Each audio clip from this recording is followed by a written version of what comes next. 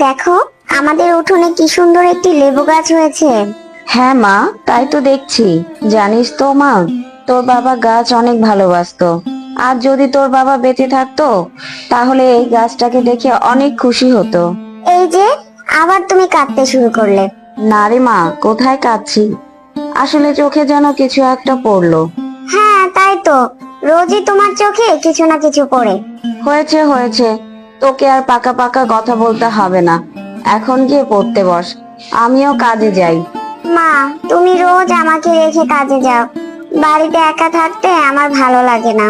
কি আর করব বল, আমি যদি কাজে না যাই তাহলে তোকে পড়াশোনা করাবো কিভাবে? টাকা কোথায় পাবো? আমার পড়াশোনা করতে ভালো লাগে না মা। আমি যদি পড়াশোনা ছেড়ে দিই তাহলে তো তোমাকে আর কাজে করতে হবে না। পাগল মেয়ে, তুই পড়াশোনা করে মানুষের মতো মানুষ হলে তবে তো আমার শান্তি। বড় হয়ে তুই যখন ভালো চাকরি পাবি তখন তো আমি শুধু আরাম করব। তোমার যত আজগুবি কথা, যাও কাজে যাও। আসি মা, তুই সাবধানে থাকিস।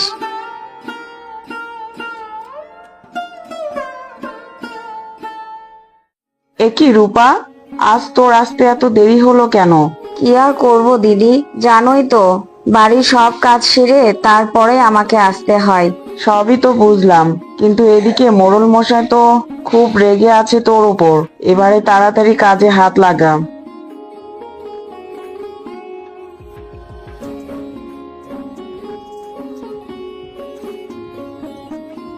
শোনো রূপা, বলুন মোড়ল মশাই।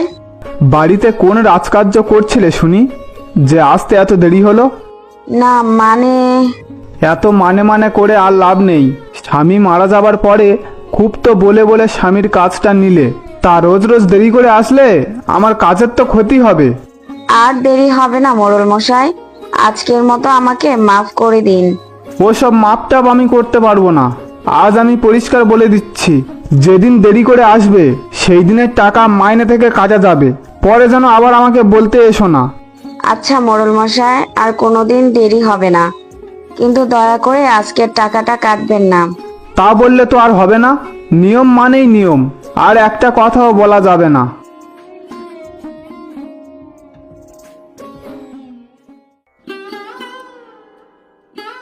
কিরে রূপা, তোর মুখটা অমন শুকনো দেখাচ্ছে কেন? কি বলেছে মোড়ল মশাই? কি আর বলবে, দোষটা তো আমারই। আজ মোড়ল মশাই সাফ সাফ বলে দিয়েছে, এবার থেকে দেরি করে আসলে মাইনে থেকে টাকা কেটে নেবে। বলিস কি এসব? হ্যাঁ দিদি, আজকের দেরি করে এসেছি, তাই আজকের টাকাটাও নাকি কেটে নিবে। থাক, আর কষ্ট পাস না বোন, সবই তোর পোড়া কপাল। না হলে কি আর এই বয়সে স্বামী হারা হয়? ঠিকই বলেছো দিদি। তা যাই হোক, এবারে হাতের কাজগুলো তাড়াতাড়ি সেরে নি, আবার আমাকে বাড়ি যেতে হবে। বাড়িতে যে মেয়েটা একা একা আছে।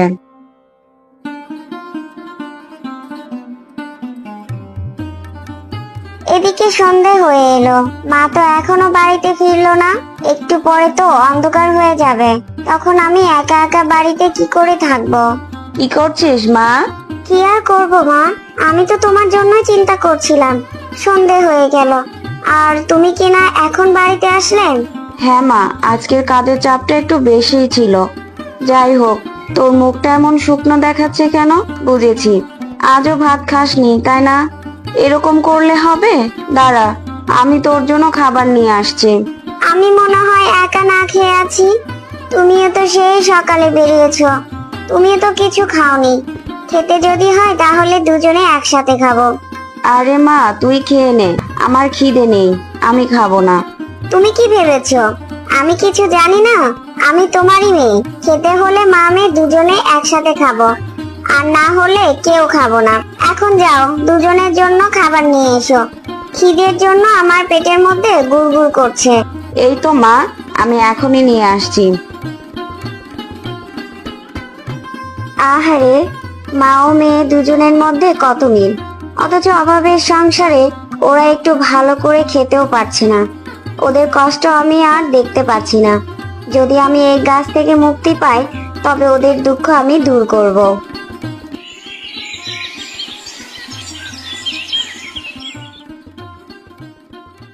মা, কোথায় গেলে? তাড়াতাড়ি একটু বাইরে এসো। এ কি এত জোরে চিৎকার করছিস কেন? কি হয়েছে তোর? এই দেখো মা, লেবু গাছে কত ফুল ফুটেছে। আরে তাই তো, কিন্তু গতকাল গাছে তো কোনো ফুল ছিল না, হঠাৎ করে আজ এত ফুল এলো কোথায় থেকে? আমিও তো সেটাই ভাবছি, এটা কি করে সম্ভব। এখন তুই ঘরের ভেতরে যা, আমাকেও তাড়াতাড়ি কাজে যেতে হবে, না হলে মোড়ল মশাই আজকেরও টাকা কেটে নেবে। এখন আমি আসি মা, তুই কিন্তু সাবধানে থাকিস। আচ্ছা মা, তবে আজ কিন্তু একটু তাড়াতাড়ি বাড়িতে এসো। তুমি দেরি করে আসলে আমার একা একা থাকতে অনেক ভয় করে। আচ্ছা, আসবো।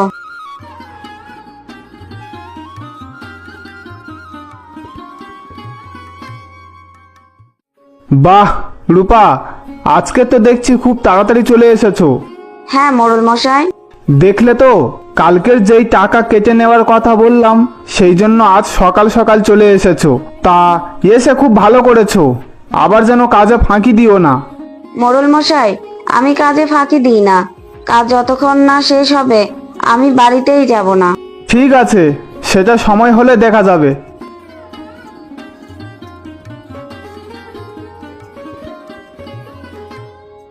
আজকের কাজ শেষ করতে করতে অনেক দেরি হয়ে গেল, এদিকে সন্ধে তো হয়ে এলো, চারিদিকটা কেমন অন্ধকার হয়ে আছে, মেয়েটা বাড়িতে একাই আছে, আমাকে তাড়াতাড়ি বাড়িতে যেতে হবে।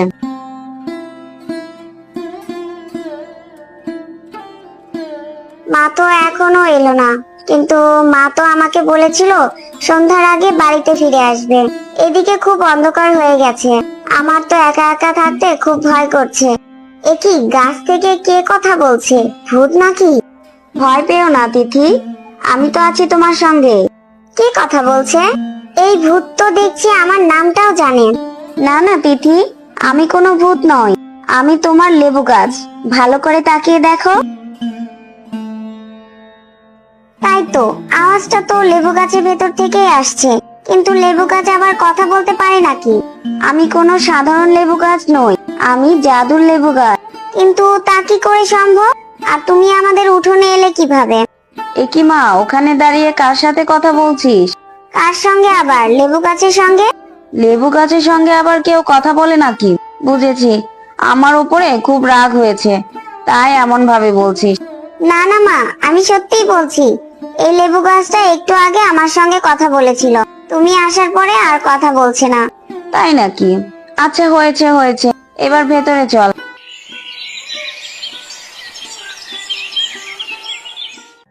আমি কাজে গেলাম, তুই ভালোভাবে থাকিস। তাহলে কি কালকে আমি ভুল শুনলাম? এই গাছটা কথা বলতে পারে না? না তিথি, আমি কথা বলতে পারি, তবে আমি সবার সামনে কথা বলি না। আরে, এই তো, গাছটা আবারও কথা বলছে। কিন্তু তুমি আমার সঙ্গে কিভাবে কথা বলছো? কারণ একমাত্র তুমিই আমাকে মুক্ত করতে পারবে। আমি তোমাকে কিভাবে মুক্ত করব? তুমি তো একটা লেবু গাছ।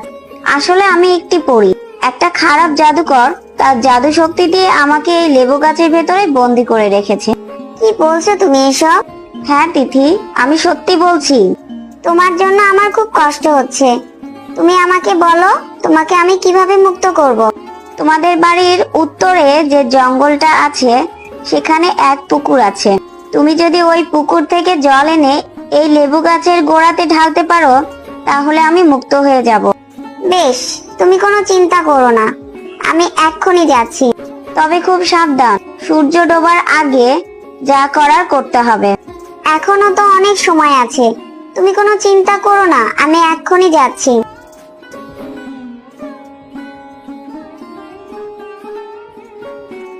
এই তো সেই পুকুরটা, ওই পুকুর থেকে আমাকে জল নিয়ে যেতে হবে, যা করার মা আসার আগেই করতে হবে।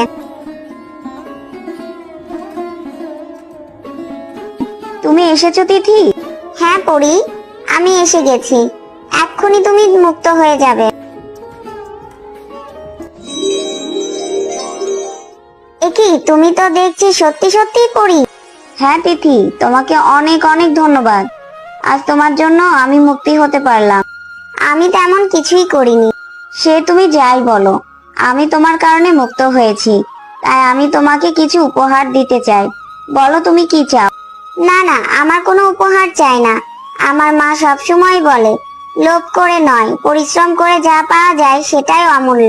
তুমি আর তোমার মা অনেক ভালো, কিন্তু তাই বলে তোমাদেরকে আমি সাহায্য না করে যেতে পারি না। আচ্ছা বেশ, তুমি যখন পরিশ্রম করতে চাইলে আমি তোমাকে তেমন কিছুই দেব।